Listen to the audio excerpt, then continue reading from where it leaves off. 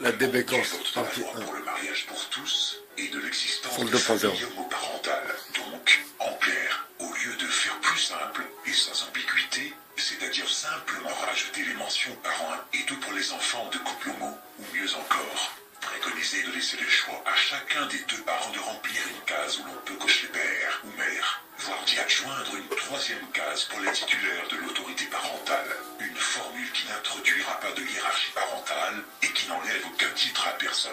Eh bien non, on choisit de remplacer père et mère par les mots parents, point barre. Ben voyons, j'en étais sûr, en douille. On mettra parent 1 et parent 2. Voilà, donc prendre en compte effectivement les couples homosexuels. Alors ça suscite des oppositions. Les Républicains, le Rassemblement national dénoncent cela. Ça déconstruit l'équilibre de notre société, disaient par exemple les Républicains. Et on a noté d'ailleurs lors de la discussion parlementaire, lors de la discussion à l'Assemblée nationale, que le ministre de l'Éducation, Jean-Michel Blanquer, il s'est pas mouillé, il était en désaccord avec l'amendement, parce que c'est les députés qui imposent ça au gouvernement. Je trouve que c'est assez moche. Une fois de plus, ça fait partie du millefeuille administratif. Bon, alors pourquoi ne pas avoir mis dans ces cas-là responsable légal 1, responsable légal 2, sachant qu'il y a plusieurs schémas familiaux. Vous pouvez être élevé par vos grands-parents, votre oncle, votre tante, un parrain, une marraine. Et quand il y a des familles recomposées, il y a bien des beaux-pères, des belles-mères. Donc, quelle importance de cocher mère, père et de mettre à côté qui représente quoi? Bon, ben voilà, c'est rapide. Le plus important, c'est que on puisse vraiment avoir une école qui permet à tous les enfants de réussir et que les parents s'impliquent dans l'école. Les parents, qui soient, quels que soient les parents, je dirais, ça n'a pas de temps. Ce qui compte quand on est parent, c'est l'amour. Et puis, ce qui compte à l'école, c'est les chances de réussite. Ça paraît tellement... Parent 1, parent 2. Salam alaikum wa rahmatullah wa barakatuh. Bonjour à toutes et à tous mes amis. Alors vous vous rendez compte que dans vos formulaires parentaux, eh bien à présent il va avoir écrit parent 1, parent 2. C'est fini, père, mère.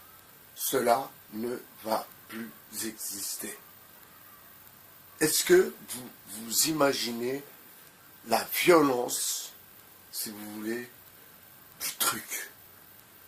De ne plus s'imaginer de parents avec leurs enfants.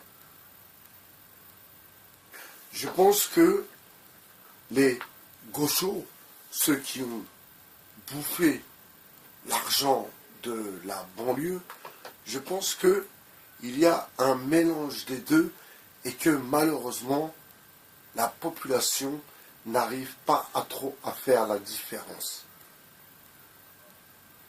Les gauchos que vous voyez manifester pour la Palestine, manifester pour les Rohingyas, manifester les véganes, vous les voyez plein de manifestations, mais dans le fond, sont-ils eux aussi pour le parent 1, parent 2? Alors, il faut arriver à un moment, soit percer la durite, ou bien tuer l'œuf dans l'œuf, ou bien démasquer, ma foi, les imposteurs. Je pense que le travail commence à porter ses fruits. Nous avons démasqué le Ramous le plus citoyen, le plus gaulois de tous les Gaulois. Nous avons démasqué celui qui se dit insoumis, mais qui dans le fond est totalement soumis. Nous avons démasqué Kurt, Maxime Coben et Éric Toutroué. Et vous savez, ce qui est drôle dans l'histoire de Ramous et de ses collaborateurs, c'est que, eh bien, les deux collaborateurs, eh bien, ne prennent pas les patins de Ramous. Ils s'en détachent. Ils disent « Ah, c'est bizarre, Ramous, oui, c'est bizarre. » Enfin, bref. Et ils inventent des trucs un peu farfelus. Ma foi, revenons aux parents 1, parents 2.